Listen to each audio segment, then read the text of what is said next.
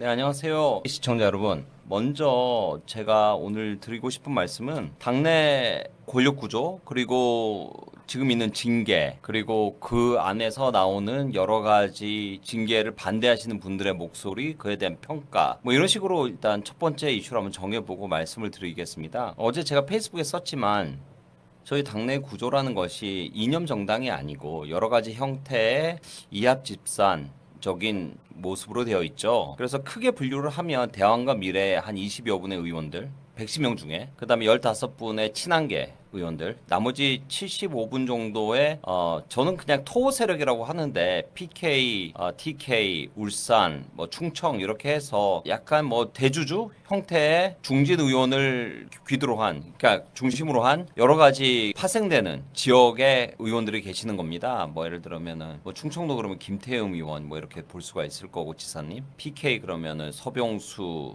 김무성 뭐 이렇게 있을 거고, TK 그러면 추경호 뭐 이렇게 있을 거고. 그렇죠? 그러면은 이 권력 구조라는 것이 이게 개판돼. 결국 이념 정당이라기보다는 지역 기반으로 한 지역 정당색이 강하고, 일부 뭐 이념이라기보다는 이익 집단 형태의 대안과 미래와 친한계가 있는 것이죠. 그럼 중도, 소위 중도라고 이야기하는 분들은 글쎄요, 친한계가 중도인지는 잘 모르겠고 오히려 좌파에 가깝고, 대안과 미래는 오 시장하고 김종희 위원장을 필두로 한, 오세훈 시장, 김종희 위원장을 필두로 한 분들로 구성된 20여 분이 있는 것이고, 그 각자의 분들은 생각이 다 다르죠. 뭘 얻고 싶은 것인지, 뭐 어떤 분들은 무슨 위원장을 맡고 싶을 것이고, 부산위원장이라든지 서울시당 위원장, 뭐 이런 각자의 정치적 행보를 통해서 어떻게 자기들이 권력 구조를 갖고 갈 것인지에 대한 복잡한 셈법이 있는 것입니다. 그래서 그런 정당의 여러 가지 권력 구조 안에서 우리가 이념 정당으로 가려면 어떻게 해야 될 것이냐라는 것은 굉장히 어려운, 우리에게 당면한 가장 중요한 문제 중에 하나예요. 그러면은 정치라는 것은 명분이기 때문에 그 명분을 어디서 우리가 얻을 수 있느냐? 특검을 통해서 부정선거 이슈가 이제 국면에 나오게 되고, 야당 주도 특검이 되게 되면은 아무래도 그동안에 부정선거를 외쳤던 애국 시민들의 목소리가 정당에 더 먹혀들 것이고, 그거를 필두로 해서 그 명분을 가지고 밀어붙인다면은 토호 세력이든 중도 세력이든 중도를 표방하는 세력이든 힘이 빠질 수밖에 없는 것이죠. 그러면 그렇게 했을 때 우리가 압도적으로 또 이길 수 있느냐, 그리고 그것을 우리가 압도적으로 이겨나가는 것이 또 바람직하느냐에도 문제가 있어요. 왜냐하면 원내 세력이라는 것은 110여 명의 의원들을 다 적으로 돌리고서는 그 일을 풀어나가기가 굉장히 어렵습니다. 왜냐하면 우리가 지금 당면한 문제라는 것이 외부에서 오는 공격, 예를 들면은 윤석열 대통령 께서 말씀하신 발언, 건진법사 관련 발언해서 지금 1심 유죄 선고가 나왔고 7년형이 나왔고, 따라서 우리가 지금 390여억 원의 돈을 토해낼 상황인데, 그것 또한 우리가 잘 방어를 하면은 400억 정도 아낄 수 있지 않겠습니까? 그러면은 이제 장동혁 대표님 혼자서 그것을 다 방어한다는 것은 쉽지 않은 문제다, 이런 부분이 하나 있고요. 그런데도 불구하고 제가 당 대변인을 그만두고 이렇게 나와가지고 피 터지게 투쟁을 하는 이유는, 이게 반만 싸워가지고는 또 해결할 수 있는 문제들이 있는 거예요. 첫째로는 일단 먼저 특검 국면부터 맡고 싶어하는 중진 의원들이 계시기 때문에, 그 특검 왜 하냐, 뭐 국정조사만 하면 되지, 혹은 국정조사도 뭐 미온적으로 하고 넘어가려고 했었으나, 다행히 용지 부족 사태와 투표율 조작 사건, 여러 가지 것들이 이제 발견되지 않았습니까? 그렇기 때문에 우리가 애국 시민들의 힘과 더불어서 광장의 힘으로 여기까지 왔는데도 불구하고 지금 여러 의원들은 다른 이야기를 하는 것이죠. 지금도 미온적으로 적당히 어물쩍 넘어가려는 의원들이 많고, 그렇기 때문에 그 국면을 돌파하기 위해서 제가 중진 의원들과 전쟁을 하는 것이지, 딱히 내가 그 의원님들을 뭐 싫어하거나 개인적인 원한 감정이 있거나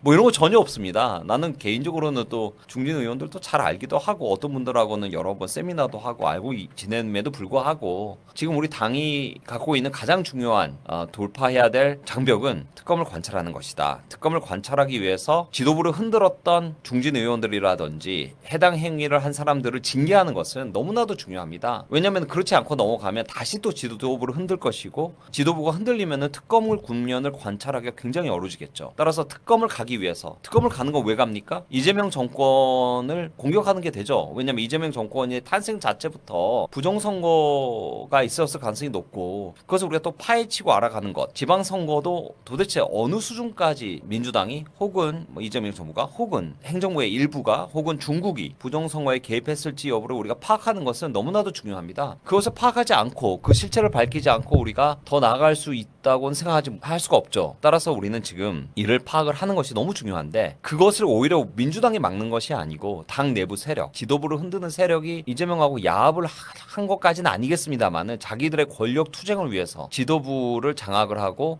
공천을 받기 위해서 지도부를 흔들고 있기 때문에 민주당하고 싸우기 전에 오히려 내부 세력과의 전쟁이 먼저 이루어질 수밖에 없다. 그렇기 때문에 우리가 이에 대한 평가를 해야 됩니다. 그러면 우리가 앞으로 누구와 손을 잡고 갈지 어떻게 잡고 갈지는 그 수많은 세력들, 그러니까 대왕과 미래하고 친하게야 당연히 손을 못 잡겠지만 지방 세력들이 있지 않습니까? 그 지방 세력들 안에는 PK, TK, 울산, 충청권에 계신 의원들이 있을 것이고 이들 간에도 다 뭐 토 세력이기 때문에 한 분을 중심으로 해서 다 묶여 있다고 보긴 힘듭니다. 각각 이합집산으로 때에 따라서 이제 세력이 흩어지는데 지금은 단지 공천이 한참 남았고 장동혁 지도부의 인기가 별로 없었다고 판단을 했기 때문에 그 비대위원장이라든지 혹은 다른 세력과의 연대를 통해서 지도부를 흔들고 한번 무너뜨려 보려고 했던 분들이 계시지만 이제 장동혁 지도부가 지지율이 올라가고 굳건해지고 있는 상황이기 때문에 더군다나 이제 특검 국면으로 가면 그 지지세가 더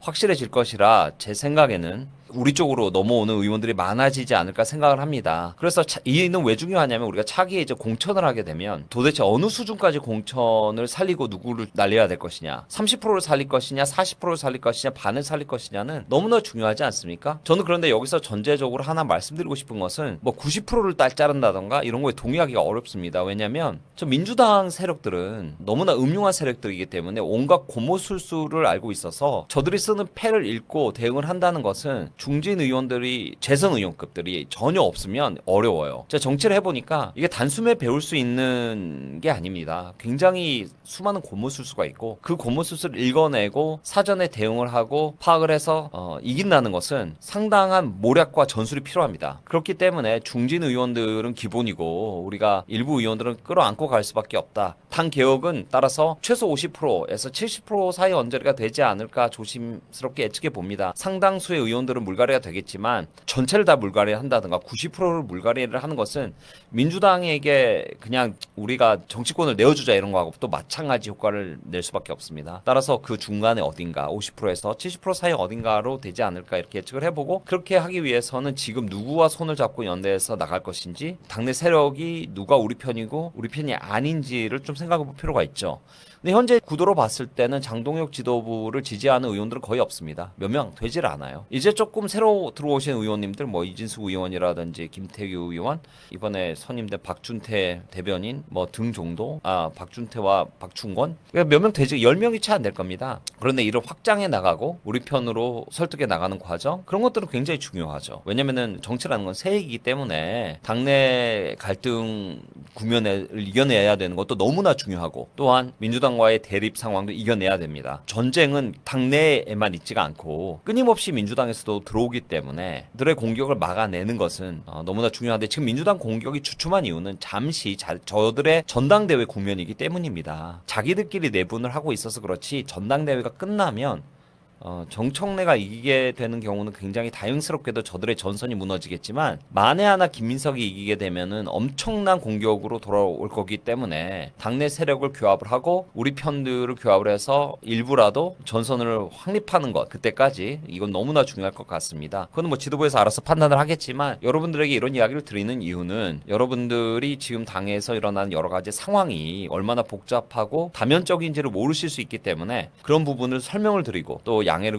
드리고 또 이해를 돕고자 하는 부분이 있는 것입니다. 따라서 그런 부분들을 이해해 주시고 어떻게 퍼즐을 맞춰 나가고 조각을 맞춰 나갈지는 아직은 저도 잘 모릅니다. 그거는 왜냐면은 지지율의 국면과 장동혁 지도부가 연임할 가능성 이런 것들이 맞물려서 돌아가는 것이기 때문에 여러분들이 판단해 주시고 또 도와주셔야 돼요. 누구를 손을 잡고 갈지 안 갈지. 자, 그러면 이제 징계 부분에 대해서 말씀을 드리겠습니다. 조경태 의원을 먼저 말씀드리고자 합니다. 육선 조경태 의원이 이렇게 이야기를 하더라고요. 징계는 장동혁 대표부터 해야 된다. 자기는 바른 말을 하고 있는데 왜 그러냐. 바른 소리 하는 사람을 자르는 것은 징계 정치고 그 징계 정치는 절대로 시민들이 용납 안 할 것이다. 본인은 시민들의 목소리를 전달한 것뿐이고 민주당 의원들에게 전화를 해서 박덕흠 의원의 낙선 운동을 하는 것이 아니고 시민들이 갖고 있는 내란 세력에 대한 고민, 그것을 전달한 것뿐이고 그거는 당연히 육선 의원이 자기 같은 사람이 해야 되는 일이다라고 주장하고 있습니다. 자, 그러면 이제 논리를 하나씩 생각해 봅시다. 조경태 의원은 민주당 삼선하시고 우리 당에 오신 분이십니다. 뭐 민주당에서 넘어올 수 있고 이념을 바꿀 수도 있는 것이죠. 하지만 본인의 이념이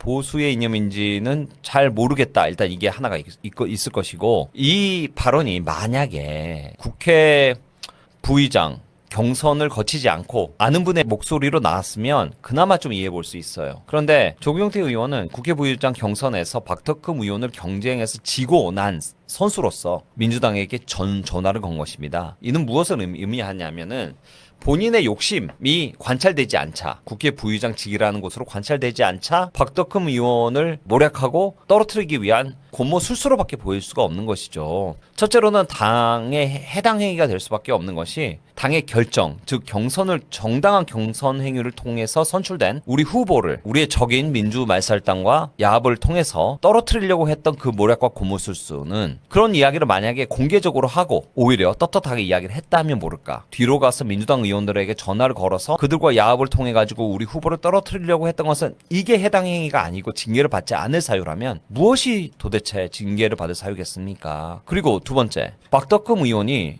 탄핵에 반대를 해서 내란 세력이고, 그렇다면 우리가 그때 당의 논조로 다들 동의해서, 물론 한동훈 그때 대표가 우리들의 당론을 무시하고 탄핵에 찬성한 투표를 했지만 당원들의 뜻을 무시하고 당원들의 뜻을 받들어 탄핵에 반대했던 그 수많은 대다수의 우리 의원들은 그러면 내란 정당을 만드는 것 아닙니까? 조경태 의원이? 그러면 이는 민주당의 의견과 똑같은 것이죠. 민주당이 그렇게 이야기하는 것 아닙니까? 민주당은 우리에게 이야기하는 것이죠. 야, 너희들 내란 정당 아니냐? 그럼 문 닫아야 돼. 이렇게 주장하는 것과 뭐가 차이가 있습니까? 그래서 조경태 의원이 하는 이야기는 결국 민주당이 하는 이야기입니다. 문 닫아라, 너희들. 내란 정당이다. 397억 토해내고 너희도 문 닫아야 되고 대한민국에서 그냥 사라져야 될 정당이다라고 하는 것과 똑같은 궤를 같이 하는 주장입니다. 그러면 이게 해당 행위가 아닙니까? 당원 여러분, 조경태 의원 같은 분 우리 당에 있는 게 맞습니까? 징계해서 당에서 퇴출해야 되는 건 아닙니까? 저는 그렇게 생각합니다. 저 정도 급의 해당 행위는 당을 문 닫게 하라는 주장이기 때문에 본인이 탈당을 하시던지 당에서 징계를 해서 퇴출을 하든지 그 둘 중에 하나 아닙니까? 내란 정당에 본인이 발붙이고 있는 것이 말이 됩니까? 제가 너무 과하게 이야기하는 건가요? 저는 절대 그렇다고 생각을 안 합니다. 저희는 우리가 만약에 저런 주장들과 행태를 계속 내버려 둔다면 우리 당은 단일 대우로 절대 싸울 수 없습니다. 민주당과의 전쟁에서 이길 수가 없는 정당이 됩니다. 왜냐하면 저런 문을 닫으라는 사람의 주장을 내부에서부터 막아내야 되는데 저렇게까지 이야기하는 분을 같이 손을 잡고 어떻게 갑니까? 핏대 세우면서 이야기하는 거 보셨죠? 당원분들. 동의하십니까? 말이 됩니까? 조경태 의원은 무조건 우리가 당연히 해당 행위로 징계를 해야 되고 신속하게 판단을 해야 된다. 그동안에 우리가 윤리위원회가 일정을 잡느라고 조금 미비한 부분이 있고 일부 윤리위원들이 반대하기도 하고 일정에 잘 나타나지 않고 비협조적이지만 장동혁 지도부가 갖고 있는 제 첫 번째 관문, 윤리위를 서둘러서 마무리하고 징계를 내려라. 그렇지 않겠습니까? 서둘러서 우리 징계하고 효능감 있는 정당으로 벌써 변모가 되어야 합니다. 이런 것을 어물쩍 넘어가면 절대 우리는 좌시할 수가 없습니다. 이거는 그냥 뭐 국민의힘 당사 앞에 가서 데모를 하더라도 이거는 무조건 관찰시켜야 되고 조경태 의원의 징계 서둘러 마무리해 주시면 고맙겠습니다. 권영진 의원의 두둔하는 의원들, 그리고 윤상현 의원 같은 분들에 대해서 좀 말씀을 드리겠습니다. 윤상현 의원을 잘 알지는 않지만 몇 번 뵀던 분이고 같이 뭐 세미나도 하고 내부 회의도 하고 뭐 이랬습니다. 저는 뭐 개인적으로 뭐 나쁘지 않다고 생각하는 부분도 있어요. 하지만 윤상현 의원이 한 행보가 몇 가지가 있죠. 하나는 오세훈 시장과 같이 해서 당대표가 물러나고 원내대표 중심으로 당이 변해야 된다. 그게 하나 있지 않았습니까? 두 번째 뭐가 있었죠? 어제가 나와가지고 권영진 의원 징계 정치가 바람직하냐. 그리고 장동혁 대표는 이 외부에 있는 광장 세력을 국회로 끌어들여가지고 몹쓸 짓을 하고 있는 것이다. 뭐 이런 식으로 이야기를 했어요. 이 발언 어떻게 생각하십니까? 민주당은요, 광장에 힘이 생길 때마다 없는 힘 있는 힘 다 끌어들여가지고 국민의힘 대통령 2번 탄핵시킨 정당입니다. 그 광장의 힘으로 대통령을 탄핵시켰는데 지금 우리 아스팔트 우파가 힘을 실어주고 국회에서 싸울 수 있는 명분을 주고 칼을 쥐어줬는데도 칼을 휘둘지 못하는 장수 어떻게 생각하십니까? 국민의힘이 나약해진 이유는 중진 의원들이 광장의 힘을 사용할 줄 모르고 광장에 힘이 생길 때 그 동력을 오히려 빼려고 하고 뒤로 물러서기 때문에 그렇게 된 것 아닙니까? 그렇다면 국민의힘 중진 의원들은 광장의 힘을 오히려 빼는 사람들이라면 우리가 이분들이 우리 편입니까? 적입니까? 도대체. 그래서 저는 이 심각한 문제가 있다고 생각합니다. 국민의힘 정당의 문제는 뭐냐면요. 힘이 생기려고 그러면은 내부에서 힘을 빼고 싸워 볼만 하면은 발목 붙잡고 싸워 볼만 하면은 손목 붙잡고 칼을 쥐어주면은 칼을 던져버리는 중진 의원들과 의원들이 차고 넘친 정당이다. 도대체 왜 이러는 걸까요? 이재명이 무서워서 벌벌 떠는 것 아닐까요? 저는 솔직히 겁쟁이라고 생각합니다. 왜 이재명하고 싸우라고 국민의힘 배지 달아줬더니 정당 안에서 당내 우리 의원들하고만 싸우고 지도부하고만 싸우고 지도부 힘만 빼려고 그러고 그러십니까? 지도부가 잘못하면 비판할 수 있어요. 그런데 당대표를 없애고 원내대표 중심으로 가자 이런 거 말이 안 되는 주장이잖아요. 원내대표 제도는 미국이 왜 당대표 제도가 없고 원내대표 제도냐? 미국은 50개 주로 되어 있지 않습니까? 미국은 연방정부입니다. 연방정부라는 것은 각 주가 독립적인 형태의 지방 권력을 갖고 그 주들이 모여서 국가를 이루었기 때문입니다. 그래서 미국의 Declaration of Independence, 그러니까 독립선언문으로 보면 13개 주들이 모여가지고 만들지 않습니까? 그때 그 13개 주들 그때 모여가지고 각 주에 크든 작든 자기들의 고유한 권한을 갖기 위해서 서로의 힘을 균형을 맞추기 위해서 만든 것이 미국 헌법이고 그 헌법의 정신을 기르고자 하는 것이 그 원내대표 제도입니다. 따라서 왜 대표 제도가 없냐면 대표가 어느 주의 편향성을 띌까 봐 그렇게 만든 것 아닙니까? 그런데 대한민국이 연방제도입니까? 중앙정부 제도 아닙니까? 중앙정부 제도인 곳에서 지금 당대표 제도를 만들어서 당원들의 뜻을 투영하고자 당대표 제도를 만들었더니 지금 뭐라고 하고 있습니까? 당대표 제도 없애고 미국처럼 원내대표 제도 가자. 이거 정치학 박사 미국 워싱턴 조지 워싱턴 대학교인가? 거기 정치학 박사 아닙니까? 그런 분의 입에서 나올 수 있는 발언이 아닌 것이 본인도 알고 있을 거예요. 이미 공부했을 겁니다. 근데 왜 그렇게 발언합니까? 그러니까 본인의 이익에 부합하니까 그렇게 발언을 하는 건 아닙니까? 정치사 다 알 거 아니에요. 그럼 이 중진 의원들 도대체 뭐 하고 있는 겁니까? 대한민국의 발목이나 붙잡고 당의 발목 붙잡고 지도부 흔들면서 이재명 도와주는 거 아닙니까? 그러면 우리가 도대체 이 국면 꼴랑 우리 110명 정도의 국회의원 가지고 지금 이재명 정부가 싸우고 있는데 한 3, 40명은 이미 우리 편이 아닌 거예요. 이 당의 분란만 일으키고 당의 지도부를 흔들면 어떻게 이재명 정부랑 싸웁니까 지금. 근데 한참 물 들어와서 지금 주가 오늘 또 빠져가지고 지금 막 딱 싸우기 좋은 국면인데 그때마다 발목 붙잡고 싸우지 못하게 그렇게 막고 있는데 윤상현 의원 이거 정말 우리 이런 사람들에게 박수 치는 당원들도 문제지만 이런 분들이 나서가지고 지도부를 흔들면 이재명하고 싸울 수가 없습니다. 당원분들이 얼마나 답답해하시고 분노하실지 제가 느껴지고요. 이런 국면을 우리가 돌파해 나가야 되고 그래서 그런 분들이 나올 때마다 제가 페이스북에 공격을 하는데 부득이합니다. 제가 이런 중진 의원들 그러니까 예를 들어서 권영진 의원이라든지 조경태 의원은 이미 당에서 적으로 간주가 되니까 대변인이라든지 우리 의원님들이 앞서서 공격을 하시는데 오히려 그런 부분들보다 더 무서운 세력은 뭐냐면 우리 편인 듯 아닌 듯 중간에서 왔다 갔다 하는 분들 애매하게 박쥐처럼 계시는 분들 이런 분들이 저는 굉장히 위험하다고 봐요. 근데 이제 그런 분들까지 공격을 하려고 그러면은 당 내부에서 저를 만류하는 분들이 계시기 때문에 제가 나와서 이렇게 투쟁을 하는 겁니다. 왜냐면 이거를 그때그때 막아주지 않으면 이런 발언들이 또 힘을 받기 시작해요. 그래서 여러 루트를 통해 가지고 여러 분들이 똑같은 이야기를 하는 것 아닙니까? 조선일보, 동아일보,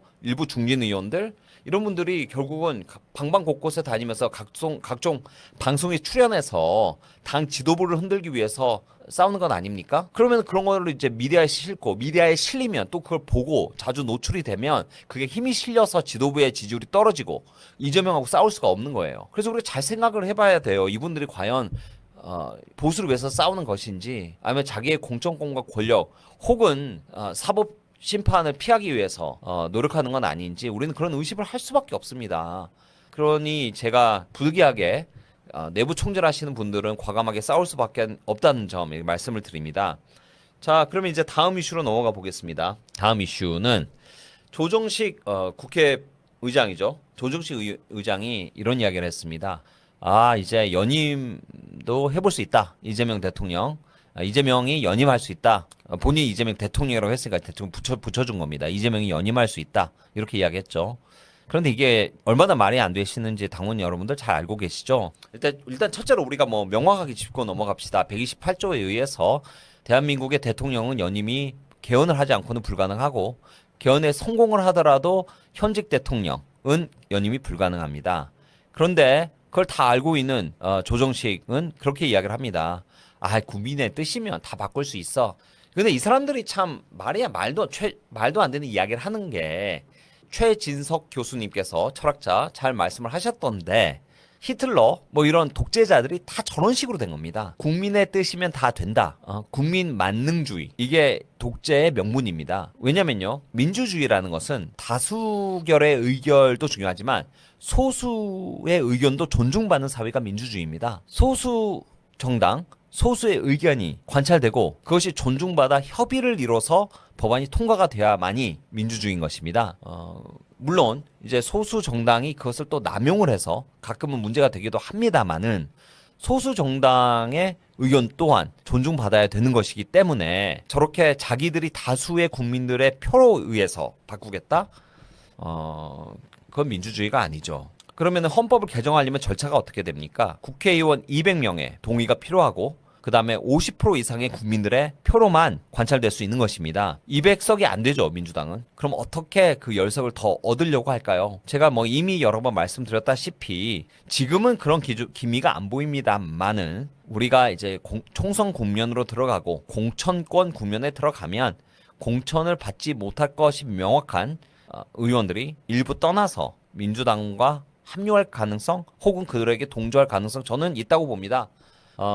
대부분의 패널들 혹은 유튜버에 나오시는 우파 유튜버님들께서는 그 가능성을 희박하게 보시는데 대한민국의 헌정사 역사를 보면 적과의 동침이나 적과의 손잡는 것 다 가능합니다. 그래서 총선 국면이 아직 아니기 때문에 그 이야기를 하기는 좀 이릅니다만은 조경태가 그렇게 이야기를 했죠. 조정식이 그렇게 이야기를 했죠. 내년이 적기다. 왜 내년이 적기겠습니까? 총선 국면이 오면 적기가 됩니다. 정확하게 보고 있는 것이에요. 그러면은 왜 저 화두를 던졌을까요? 두 가지 이유가 있다고 봐요. 하나는 심리전입니다. 자꾸 될 것 같이 이야기하면 국민들이 익숙해지는 거예요. 이재명 연임합니다. 이랬다가 지금은 분노하죠, 한번. 뭐 각종 정치인들이 나와서 그거에 대해서 말도 안 된다 따집니다. 한두 달 있다 또 할 겁니다. 연임 가능합니다. 뭐 이렇게. 그럼 그때는 공격이 좀 더 약해질 가능성이 높아요. 물론 지지율이 폭락을 하면 공격이 강해질 수도 있겠죠. 하지만 심리적으로 봤을 때 자꾸 던짐으로써 사람의 머릿속에 저것이 할 수도 있겠는데라는 듯이 입력이 되길 무의식을 건드리는 겁니다. 그래서 던지는 것이 하나의 이유가 있죠. 그 두 번째 이유는 뭘까요? 두 번째 이유는 민주당의 전당대회 국면과 관련이 있습니다. 지금 왜 관련이 있냐? 지금 정청래와 김민석의 뒤에는 이재명이 있는 것이죠. 정청래 뒤에는 친노 세력과 친문 세력이 있습니다. 이 세력 간의 전쟁, 즉 이념 진보와 실리 진보의 전쟁, 뉴 이재명의 전쟁입니다. 그럼 이 전쟁은 이재명이 질 것 같으면 정청래가 이길 것 같으면 이재명이 힘이 빠지고 이재명 힘이 빠지면 레임덕으로 가는 건 아닙니까? 그런데 연임의 가능성을 던지면 우리 살아날 수도 있어라고 이야기를 해주면 어떻게 됩니까? 야, 우리 민주당 전당대회에서 저도 연임할 수도 있어. 이재명 연임되면 너희 다 죽어. 왜? 다음번 대통령 너희 권력, 총선 권력 그걸로 대통령 연임하면 나 8년 하는데 7년 더 할 건데? 이런 거예요. 아니죠. 7년이 아니죠. 심지어 4년 연임제니까 7년 맞겠네요. 4년 연임제로 바뀌면 7년 더 할 건데 이렇게 이야기를 하는 것이죠. 그러면 정청래 쪽에 있는 정청래를 지지하는 세력들 어떻게 됩니까? 힘이 쫙 빠지는 거예요. 왜? 공천을 받아서 국회의원은 될 수 있는데 이재명이 만약에 사정기관 움직여가지고 조사를 하거나 공격 들어오면 자기도 어떻게 버텨요? 배지 날아갈 수도 있지. 그런데 이게 얼마나 심각한 문제냐면 옛날에 친박 친이 계열 전쟁했을 때 친이를 도왔던 5인방이 있습니다. 사업가 5인방. 그 사람들 나중에 다 감옥 갔어요. 사업 다 파산을 하고. 이게 같은 내부에서의 전쟁? 그러면은 봐줄 것 같죠? 전혀 아닙니다. 아주 잔혹할 만큼 나중에도 복수합니다. 그걸 다 알아요. 정치권에서는. 심지어 그 정치인뿐만이 아니라 그 사람을 도왔던 사람들을 다 죽여요. 그만큼 잔혹합니다. 우리나라 정치가. 그러니 지금 있는 이 전쟁, 민주당 내부 내 전쟁도 자기들끼리도 아는 거예요. 이재명이 계속 힘을 가지면 정청래 세력은 죽습니다. 다. 심지어 자기를 도왔던 정치 뭐 사업가들도 다 죽어요. 그게 대한민국 정치입니다. 너무 야만적이에요, 사실. 이렇게까지 되는 것은 심각한 문제가 있다고 생각합니다. 지금 뭐 저기 윤석열 대통령 재판이라든지 그 우리 같이 일했던 동료들 재판하는 것만도 보십시오. 저게 저런 정치 재판을 통해서 정치 탄압을 하는 건 아닙니까? 정치인을 뭐 국가를 위해서 일했던 분들 다 감옥 보내고 그것도 무기징역 때리고 몇십 년씩 보내고 이런 것이, 그리고 대통령 지시로 움직였던 뭐 저기 군인들도 십몇 년 형씩 보내고, 이게 도대체 대한민국 이 민주주의 사회입니까? 이게 정치 탄압이 멈춰야 돼요. 대한민국 정치가 발전하려면요, 정치 탄압을 하면 안 됩니다. 자꾸 이상한 거를, 말도 안 되는 거를 뒤집어 씌우고 정치 프레임으로 시켜가지고 당연히 죽을 수 있다고 죽여버리려고 하는 건, 이건 정말 야만적인 정치 형태입니다. 우리가 이걸 벗어나지 못하면요, 대한민국 정치가 발전할 수 없습니다. 미국은 그렇지 않아요. 미국이라고 뭐 다 깨끗하고 뭐 좋겠습니까? 그런데 민주주의의 꽃이라고 불리는 미국이라는 국가도 서로 관용하고 넘어가는 게 많아요. 왜냐면 인간이 사는 사회이기 때문에 우리는 성직자를 뽑는 게 아니잖아요. 정치인도 인간입니다. 그리고 여러 가지 실수할 수도 있고 뭐 살 수 있는 거죠. 그런데 그거를 뭐 흠결 하나라도 다 찾아가지고 다 깜빵 보내고 그걸 또 뒤집어 씌워서 10배로 부풀려서 뭐 무기징역 때리고, 이게 도대체 국가입니까? 그렇게 살면은 국가가 발전할 수 있을 것 같아요? 누가 공직사회에 나오겠습니까? 그러면 누가 정치인 하려고 하겠어요? 깜빵 갔는데. 그러니까 깜빵 갈 거 각오를 하고 나오는 사람들은 12명 9호 다 조폭 같은 인간들인 거예요. 어차피 조폭하면서 돈 버나 정치권으로 야바비꾼처럼 인생을 살면서 권력을 갖고 즐기면서 돈 벌다가 깜빵 가나, 조폭하면서 깜빵 가나 마찬가지니까 조폭할 바에야 정치인 하는 거고, 조폭 같은 놈들이 정치인 하는 건 아닙니까 지금 대한민국이? 그래서 이 꼴이 난 건데 정치 탄압하면 안 됩니다. 그럼 대한민국 망치는 길이에요, 그거는. 그 부분을 제가 말씀을 드립니다. 그러면은 이제 조정식 말을 했으니까, 그래서 근데 공교롭게도 조선일보에서 같은 어제 김대중 칼럼이 실렸어요. 거기 뭐라고 썼냐? 한국 양당제 한계에 왔다. 제가 이미 말씀드렸죠, 몇 주 전에. 대한민국은 우리는 이 보수가, 장동혁 지도부가 공고하게 갈 것 같으면 일부 세력들, 뭐 대한과 미래라든지 친한계 같은 분들이 공천을 못 받을 것 같아서 나가서 중도 정당을 차리고, 일본의 자밀련처럼 야, 우리가 이제 정말 합리적인 사람들이 힘을 합쳐서 정당 만들었어. 우리는 일본처럼, 일본의 부는 합리적인 정당이 탄생을 함으로써 이 국가를 이끌었기 때문에 일본이 부국이 될 수 있었던 거야. 뭐 이런 주장을 하면서 싱가포르 같은 데도 이야기를 하겠죠. 단일 정당, 강력한 단일 정당이 탄생해야 돼. 뭐 이런 이야기를 하면서 그 국민들에게 거짓말을 하고 현혹을 시킬 것이다. 그의 밑그림이 이제 나오고 있는 것입니다. 그의 스피커로 가장 먼저 나서는 사람들 역시 조선일보의 조갑제와 김대중입니다. 양당제가 무너졌다. 양당제 의미 없다. 내란 세력 좌익 다 가고 이제 중앙 정당, 즉 뉴 이재명, 친한계 플러스 뭐 대한과 미래 뭐 이런 사람들 합쳐가지고 우리가 대한민국을 이끌겠다. 말도 안 되는 잡소리죠. 저런 사람들의 말을 믿고 현혹돼서 중도 정치 정당 하려고 그러면 대한민국 1도 발전할 수 없습니다. 왜냐면 저들이 표방하는 이념이 없는 거거든요. 이념 없이 그냥 자리 나누기 식의 정치, 그런 정치를 해왔기 때문에, 비대위원장 형태의 정치를 해왔기 때문에 보수가 무너진 겁니다, 지금. 그렇죠? 김종인식의 정치. 너 장관 시켜줄게. 너 국회의원 배지 달아줄게. 나한테 좀 도와줘. 그러면은 나중에 나눠 갖고 우리 해피하자. 국민들 안중에도 없고 이념 없고 자리만 나눠주면 끝인 정치, 그런 정치 하면 대한민국 망합니다. 이미 망해 가고 있고요, 실제적으로. 그래서 우리가 지금부터 나가야 될 길은 이념 정당을 만들어야 되는 길입니다. 이념 정당을 만들지 못하면, 보수가 대한민국을 살리지 못하면 정말 대한민국 이제 망한다. 망하기 일보 직전에 와 있다. 이렇게 말씀을 드리고요. 좀 다음 이슈로 넘어가 보겠습니다.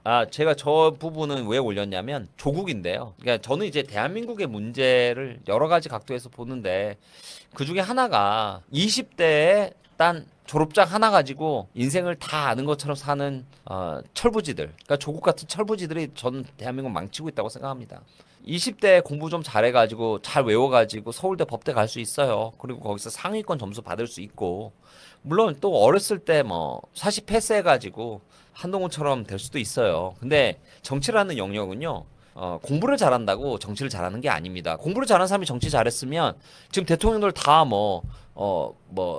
유명한 석학들이나 서울대 뭐 법대 나와가지고 1등한 사람들이 다 됐겠죠.